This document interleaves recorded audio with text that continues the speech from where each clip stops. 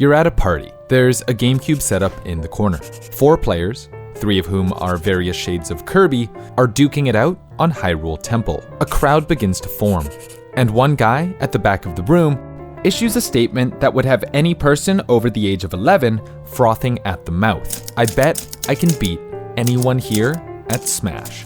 An argument breaks out. Stakes are being raised, trash talk is being spewed. Suddenly, a voice breaks the cacophony.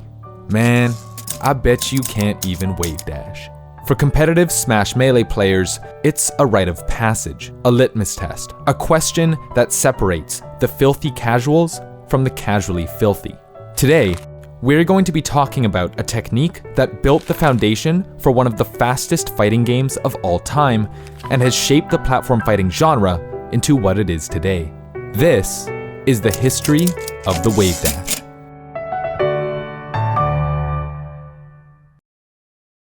For those of you who don't know, a Wavedash is an advanced technique found primarily in fighting games. It's basically a little slide that lets a player move forwards or backwards without having to turn around. It can be used to play mind games, reposition, or follow up on attacks. The term was originally coined for Tekken Tag Tournament, a 3D fighter that was released in arcades in 1999. Using certain characters, players could scoot along the ground with a crouching slide, allowing them to pursue opponents who have been knocked away while simultaneously parrying low attacks. A similar movement option was also discovered in Marvel vs. Capcom 2, which released a year later, where players could use consecutive dashes to cover ground in front of them. While in both of these games, the Wavedash was more of a novelty than anything else, something similar would be discovered the next year in another fighting game, and it would be an absolute game changer. Super Smash Bros. Melee is a platform fighter. Unlike 2D fighting games, which are typically a box with a single floor that characters stand on, platform fighters have dynamic stages with terrain, hazards, items, and of course, platforms. Traversing a more dynamic space means more movement options than a traditional fighting game. Whether it's jumping onto and falling through platforms, grabbing ledges or tethering to walls, up being to recover, or wall jumping to continue combos, Melee's movement is satisfying, endlessly deep, and often cited as one of the reasons people love the game. When developing Melee, Sakurai wanted players to have more defensive options than in the previous title. The more ways a character can escape a combo, the more versatile the combat will feel. Things like rolling and SDI were present in Smash 64, and Melee introduced new options like spot dodging in place, affecting launch trajectory by holding the stick in different directions, and teching on surfaces like walls and ceilings. But one option that was added, which would have unintended side effects down the road, was the air dodge. Originally intended to be a last-ditch escape option, the air dodge interacted with Melee's physics system in a curious way, and once players figured out how to utilize it properly, Melee's gameplay started speeding up at an exponential rate. Which brings us to the subject of today's video, the Wavedash. The earliest recorded post about Wavedashing came from a user named Ultimate Melee, who posted about it on Smashboards and GameFAQs on January 3rd, 2002.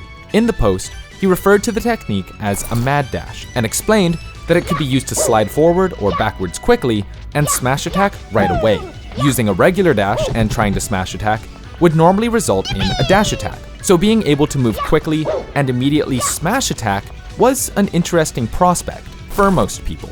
Wavedashing isn't that appealing, it seems kinda stupid. Bobby. The first question for many people was whether the technique was legitimate to use in a competitive setting. Is it fair? Often cited as a glitch or an exploit, or by your friend at school as goddamn bullshit. Wavedashing in Melee was actually a known thing during the game's development cycle. In an open questionnaire, one middle schooler named Rocketman talks about air dodging into the ground with Luigi and sliding. The Nintendo employee who responded to Rocketman was none other than Masahiro Sakurai, the creator of Smash, and he talks about how he is actually aware of this sliding technique, and that he personally uses it as a sort of backdash. He also talks about how Luigi's low traction allows him to slide further than other characters, giving some insight into the mechanics governing the technique.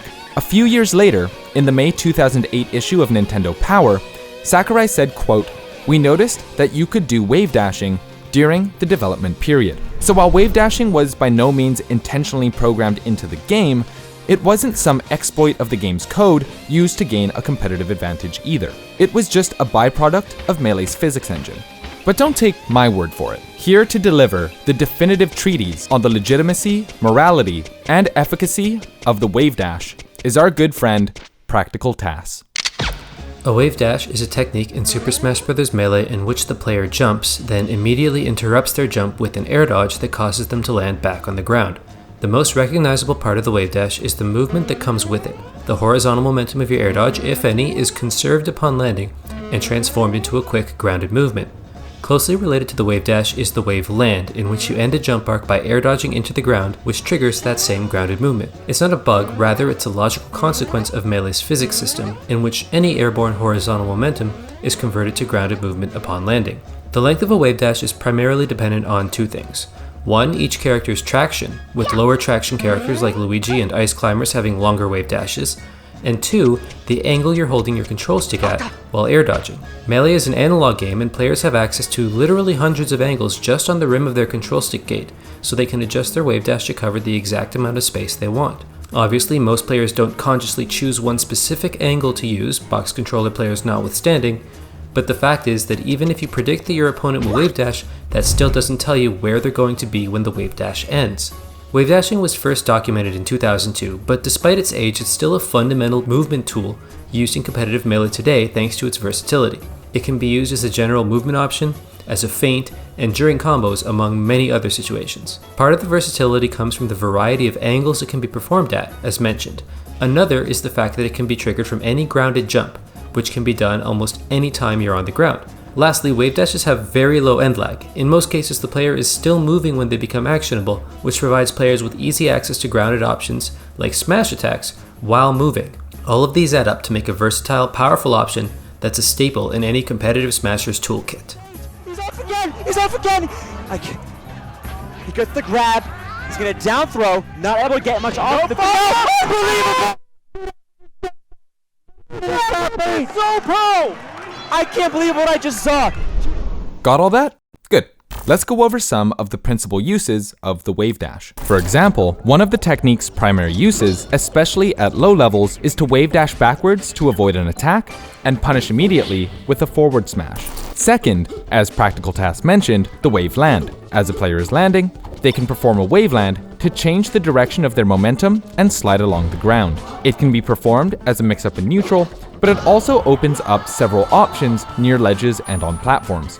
For example, near a ledge, a player can face center stage, wave dash back, and fast fall to grab the ledge. The same can be done in reverse, where they let go of the ledge, jump, and wave land on the stage to perform what is called a ledge dash. For platforms, players can jump through, wave land down, and immediately perform an action. Similarly, a player on a platform can wave land off the edge of the platform to quickly return to the ground, or mix up their movement in a number of ways. Third, wave dashing can be used to alter existing moves. For example, Fox and Falco's down B, Shine, can be jump cancelled, meaning that as soon as they use the move, they're able to jump out of it and cancel the animation. This means that a Fox and Falco are able to link a Shine into a jump into an air dodge, creating what is known as a wave shine.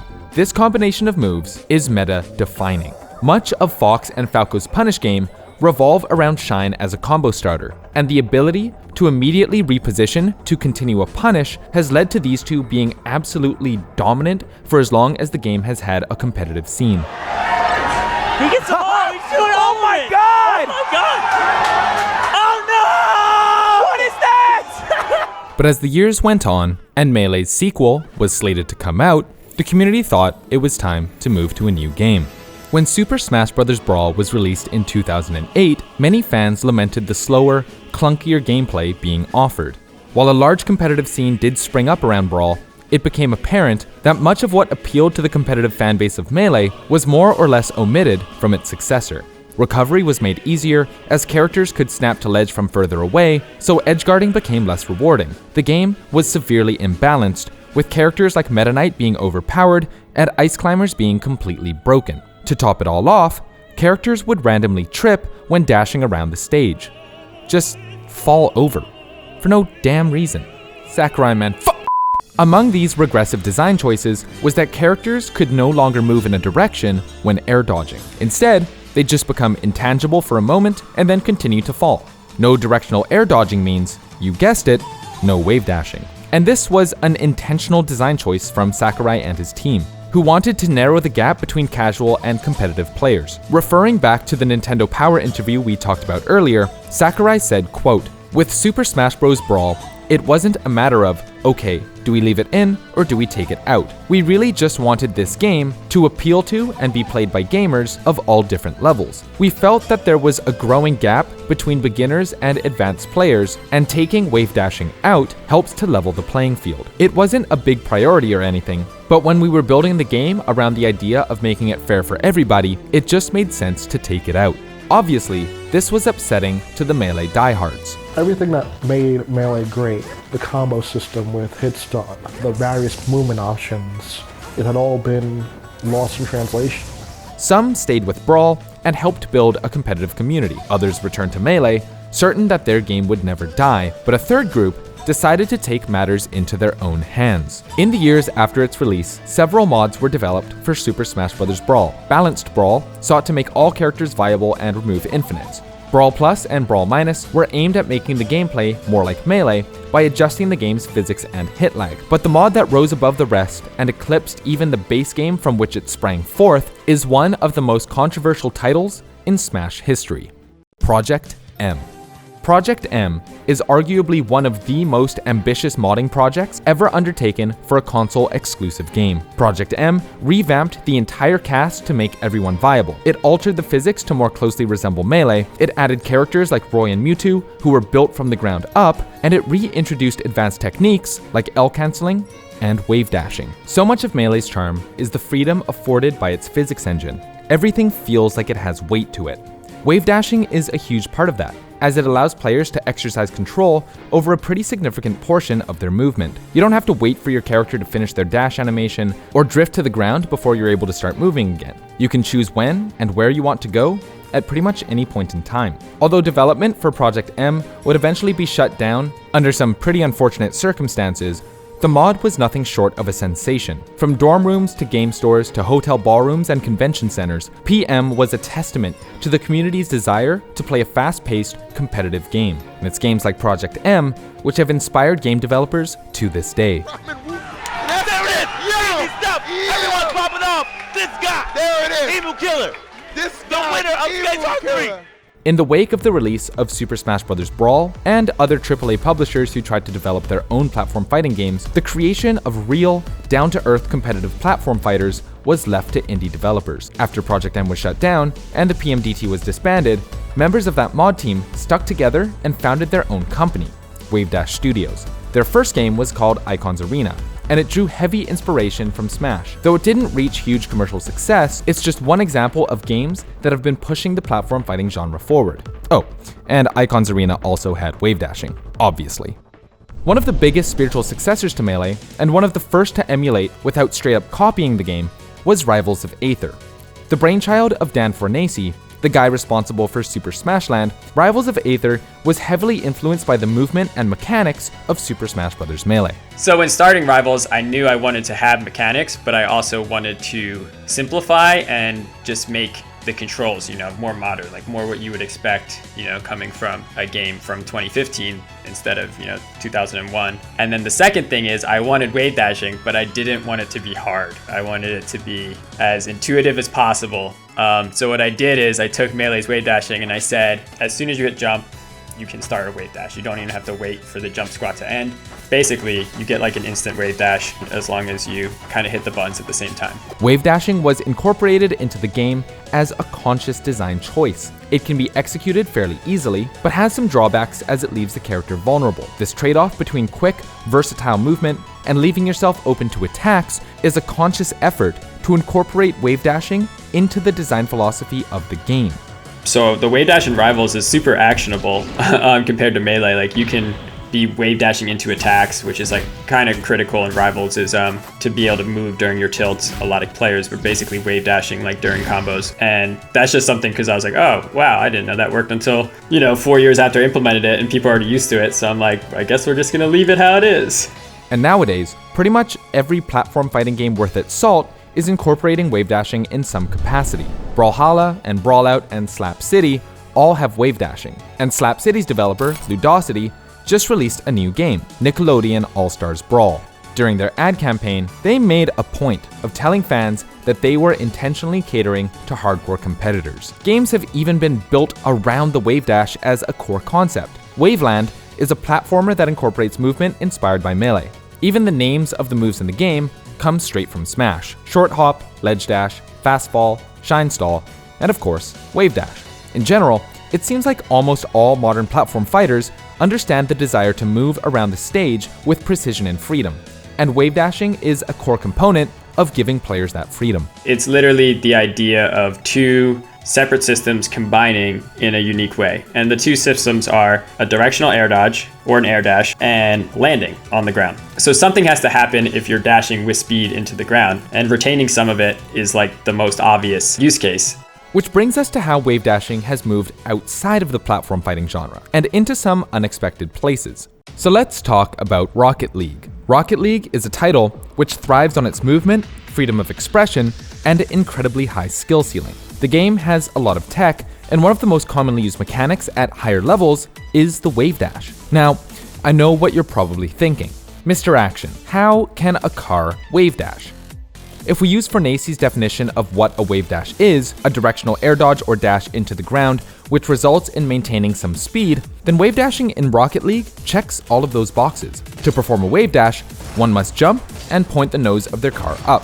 As the back tires touch the ground, or right before they touch the ground, a forward flip is performed. Normally, a forward flip would put you into a full animation while airborne, but because the car's momentum carries you into the ground, the animation is cancelled while the momentum is maintained, allowing you to quickly perform another action. For example, you can wavedash into an immediate forward flip, gaining the speed of 2 forward flips in a much shorter time. You can also wavedash off walls, wavedash sideways into a drift, and even wavedash into wavedash, unlocking a chaotic technique called chain dashing.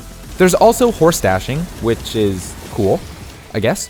Much like in platform fighters, wavedashing allows players to quickly gain momentum and cover options that would otherwise be out of reach. And once again, wavedashing wasn't intentionally programmed into the game. It's just a byproduct of the game's physics engine. While we're at it, let's also look at Celeste, a platformer which is a favorite among speedrunners. Celeste uses a technique called, you guessed it, the Wavedash, a short but long hop that allows the player to retain their dash after a jump while also keeping their momentum in the air. The Wavedash is an essential part of the game. It also gives way to other techniques like bubble wave dashes and backwards wave dashes, and a bunch of other things that makes this game an absolute pleasure to watch. Seriously, if you haven't watched a Celeste speedrun, go watch one now.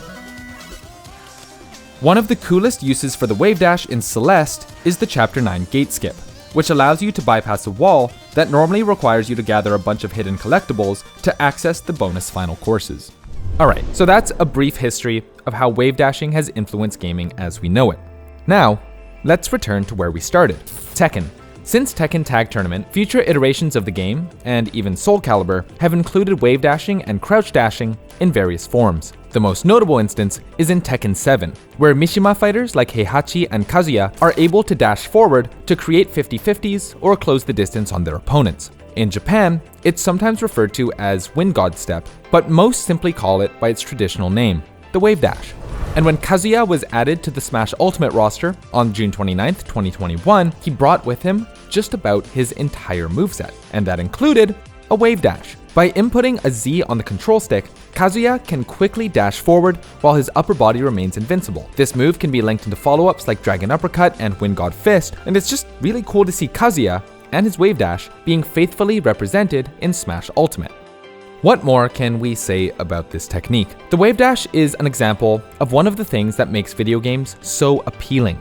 It gives players a sense of control, of fluidity over their character, so much so that it's hard to put into words. There's so much more to this story than we could fit into one video, and each game has a different spin on the Wavedash. But one thing is for certain, the Wavedash has a very special place in video game history. This video is made possible thanks to our wonderful patrons. Massive thank you to everyone on this list, and shout out to Jason, B, Brendan, QB, Foxy, Mauve, Pachanas, Sierra, Shampoo, Weeaboo, Spartacus, and Yashichi for being Platinum supporters, and an extra special shout out to Steven, Noodles, and Marco for being Diamond supporters. I'd like to personally wish you guys a very happy holidays. Check us out on Instagram, link in the description. If you want to support our channel and get info on unreleased videos, check out our Patreon. If you want to help us out in a different way, leaving a like, subscribing, and hitting the bell to stay up to date is also appreciated. My name is Jonah. Thanks for watching.